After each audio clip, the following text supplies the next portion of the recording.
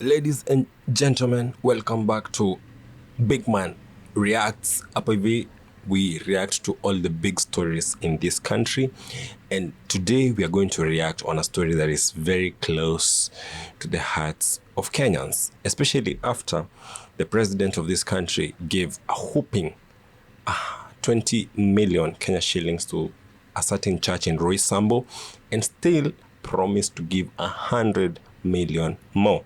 So today we're going to be looking at all the unknown things about this church, its leadership, its ownership, its foundation, all those things.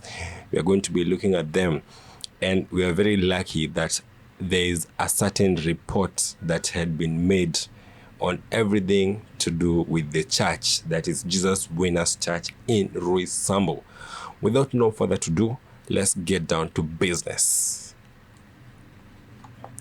Let's get down to business. Vifijo na nderemo zilisheheni katika ibada ya kanisa la Jesus Winners Ministry Roysambu baada ya tangazo la kutolewa kwa hatimiliki ya shamba la ekari 3 katika eneo la Roysambu. Kwa miaka kadhaa kanisa hili limekuwa kwenye taratibu za ununuzi wa ardhi hiyo kutoka kwa kampuni ya maduka ya ujumla ya uchumi, lakini zoezi hilo limekamilika kirasmi hatimaye baada ya hati ya umiliki kutolewa. Kulingana na kiongozi wa makanisa ya Jesus Winners Ministry, Askofu Mwai, kanisa hilo lilifuata taratibu zote kisheria katika ununuzi wa ardhi hiyo. Joyce Wanjiko Mwangi, mwanahabari wetu, ana taarifa hii kwa utendeti. I guess this whole scene, problem, drama begins with the land, okay? Because prior to mambo ya lands, we did not know much about this. So all this drama is beginning with the buying of the land. As you can hear, these dudes were trying to buy a 3-acre plot of land from the once giant chain store Uchumi, which sijui Uchumi ilienda wapi. Ebu tuambieni jamani, as a government, Uchumi mlipeleka wapi? Si Uchumi ilikuwa supermarket ya Gava. What happened? Iliishia wapi? I digress. So these guys were trying to buy a piece of land from Uchumi, and apparently they are saying some forces were making sure that the sale or the buying of this land was lasting longer than expected. So, and they are saying they had followed all the right procedures to acquire the now title deed that they possess. So let's hear about it, yeah? Kwa miaka kadhaa kanisa la Jesus Winners Ministry limekuwa kwenye subra ya kusubiri kukamilika kwa zoezi la ununuzi wa shamba la ekari 3 la kujenga kanisa jipya lenye usajili wa nambari 23393, shamba waliokuwa wakinunua kutoka kwa kampuni la maduka ya jumla Uchumi katika eneo la Roysambu. Mwaka wa 2022 askofu wa kanisa la Jesus Winners Ministry aliwaongoza waumini katika kudai haki kwa kile kilichokuwa kimetajwa kuchelewa kimakusudi kwa zoezi hilo. Let us underline the year, please. I think kuna vitu zingine ambazo ni muhimu and they are of utmost importance. Let us note that the year in which they acquired this title deed is in 2022. I wonder what else happened in 2022. Anyone who has a memory, nani anaweza kuwa anajua what happened in 2022 in this country? Nani anaweza kuwa anajua? Nani? Hakuna mtu anakumbuka, hata huko nyuma hakuna mtu anakumbuka what happened in 2022. Is there any person who got the powers to be the president of this country? Sitaki kuongea mambo mingi. Let us continue watching. We demand haki yetu. Yo, haki yetu. Yes. Haki yetu. Maombi na subira ndio iliyokuwa ngao kuu kwa waumini na viongozi wa kanisa hilo, wakitarajia siku moja ndoto na maono yao ya kujenga kanisa mpya itatimia, pamoja na kukamilika kwa utaratibu wa ununuzi wa shamba hilo. It is very this is almost poetic. Maombi na subra translates to patience and prayers were their biggest weapon against adversity, against the dark forces that delayed their ownership of this piece of land. But it is so interesting that hii maombi na vumilivu vilizaa mazao 2022 when a certain person came to power. It is very interesting. It is very interesting. Very interesting. Tumelipa pesa. Bwana wakapatia jeshi, hata sisi tuko na haki.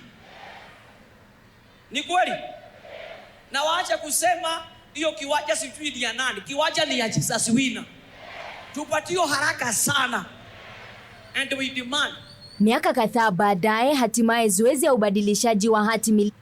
One thing that I'm going to admit, bro, this guy has a multitude of people. Hey.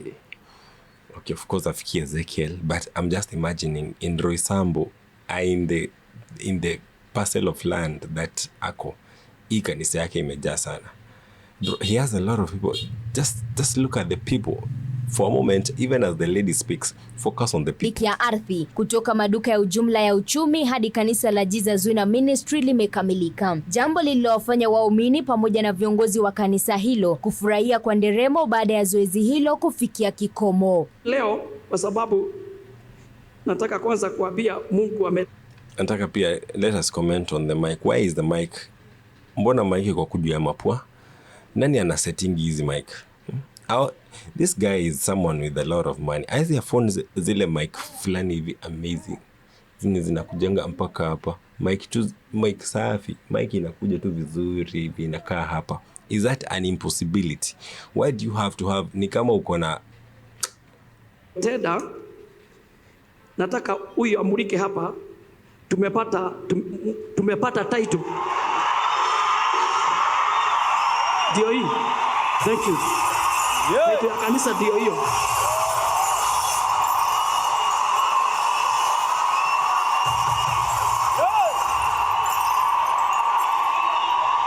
Akizungumza katika ibada ya Jumapili, kiongozi wa makanisa ya Jesus Winner Ministry, Askofu Edward Mwai, amesema kuwa taratibu zote za ununuzi wa ardhi pamoja na malipo yote yalifuatwa kwa mujibu wa sheria za ununuzi wa ardhi, na kanisa hilo kwa ujumla la mshukuru Mwenyezi Mungu kwa kukamilika kwa zoezi hilo kirasmi.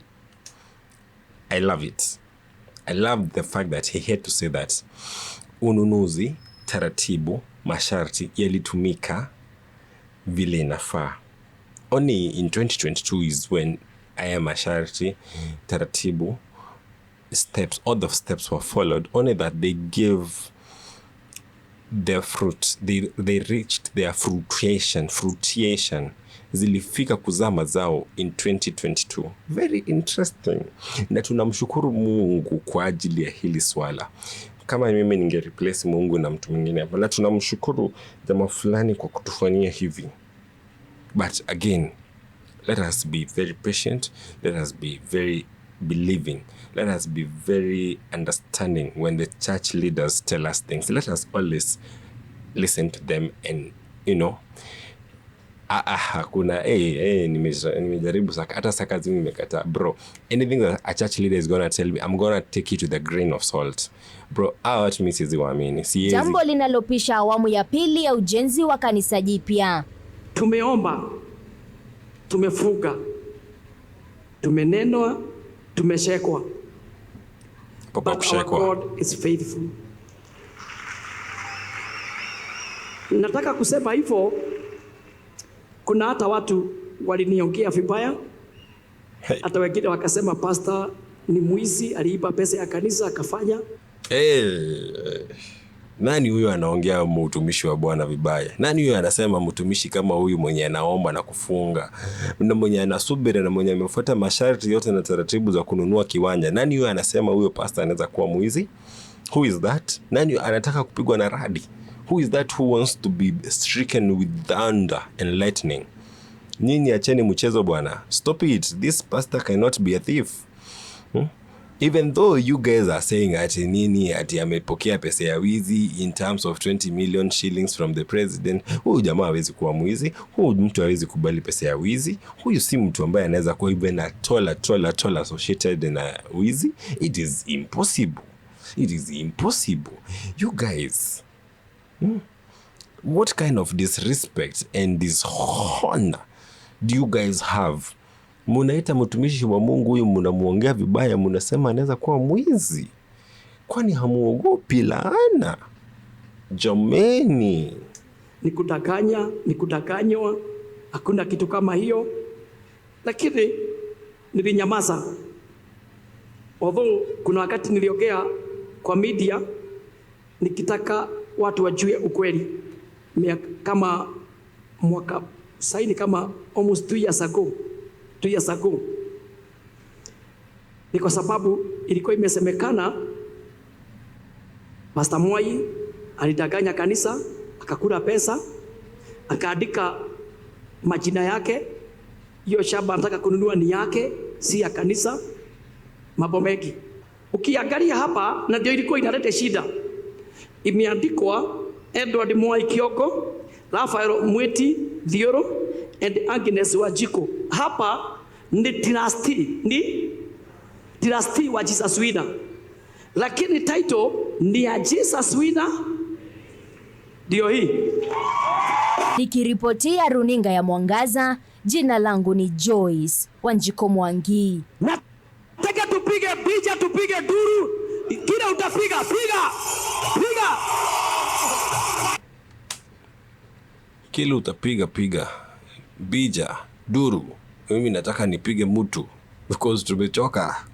Tumechoka bwana. We've been lied to a lot. But again, we are not angry enough as a people.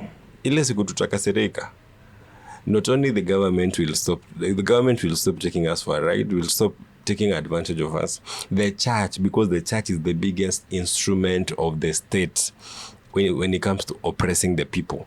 There is no other way of seeing this. The church is the biggest instrument of oppression used by the government. And the moment the people are going to realize this, bro, there's going to be a massive exodus. I just hope that the church can actually get into line. Otherwise, the exodus will be bigger than that of Israel from Egypt. Adios, my people. Subscribe.